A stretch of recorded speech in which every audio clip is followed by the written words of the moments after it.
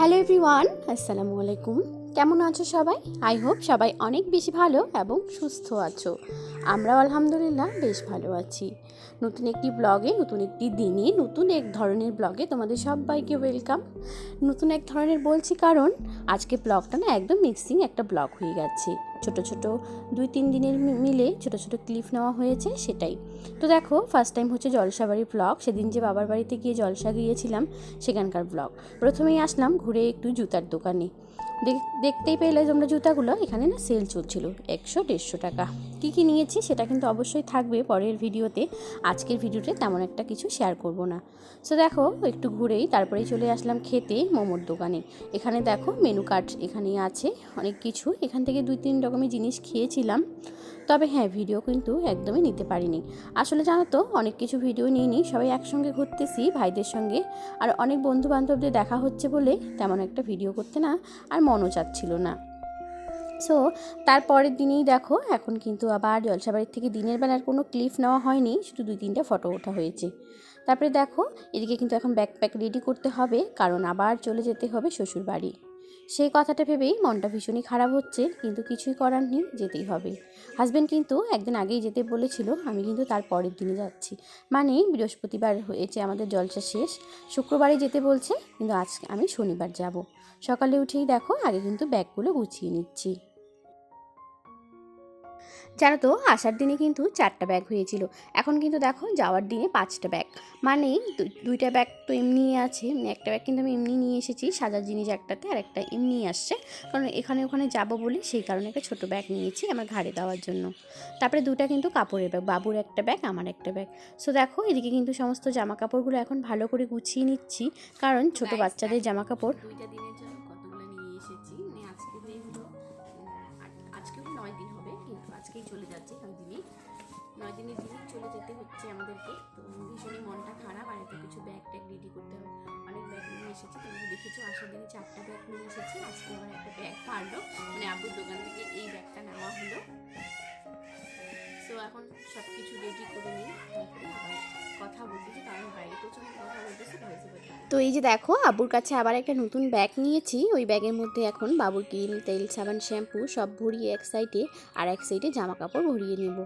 তো দেখো, ওই যে ছোটো ব্যাগটা নিয়ে এসেছি না, ওখানে আর জায়গা হচ্ছিল না, অনেক কিছু নেওয়া হয়ে গেছে, সে কারণেই আর হচ্ছে না জায়গাটা, বলেই একটু বড় ব্যাগ আব্বুর কাছ থেকে নিলাম।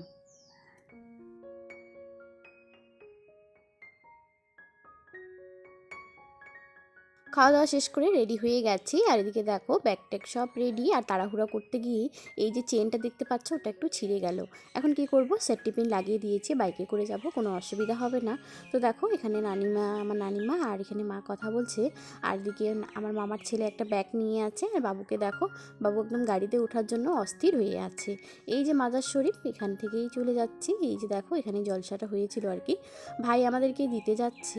এই যে দেখো, একদম নিরিবিলি রাস্তা দিয়ে যাচ্ছি, বেশ ভালো লাগতেছে এবং কি খারাপও লাগতেছে, বাড়ির সবাইকে রেখে আসতেছি, প্রচণ্ড পরিমাণে খারাপ লাগতেছে।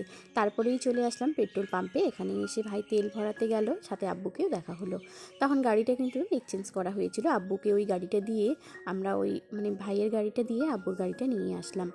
বাগান দিয়ে যাচ্ছি, শর্টকাট রাস্তা দিয়ে, যেহেতু মানে একটু বিকেলবেলায় করেই বের হইলাম, তাই আর রোড দিয়ে যাওয়া হচ্ছে না, সন্ধ্যা হয়ে যাবে, সে কারণেই দেখো।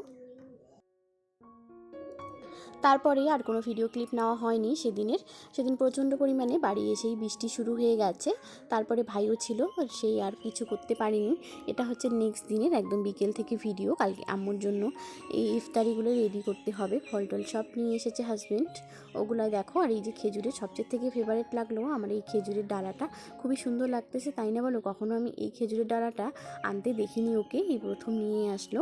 জানি না কেমন টেস্ট হবে খেতে, কিন্তু খুবই সুন্দর লাগতেছে। আর এখানে অনেক ফল আছে, কলা থেকে আঙ্গুর, আপেল, ডালিম, তারপরে এদিকে কয়েকটা গ্রোসারি আইটেমও করে নিয়ে এসেছিলো। আর জানো তো, এই যে দেখো, এখানে দেশি আলু আছে, কয়েকটা আলু আছে, এমনি দেশি আলু আছে অবশ্য, তবু আমি আনতে বললাম, এই যে রোজার দিনে না মানে সেহেরিতে আর কি, খুব ভালো লাগবে খেতে। আম্মু কিন্তু একটা ভাজায় পছন্দ করে, সে কারণে কিন্তু দেশি আলু আনা হয়েছে।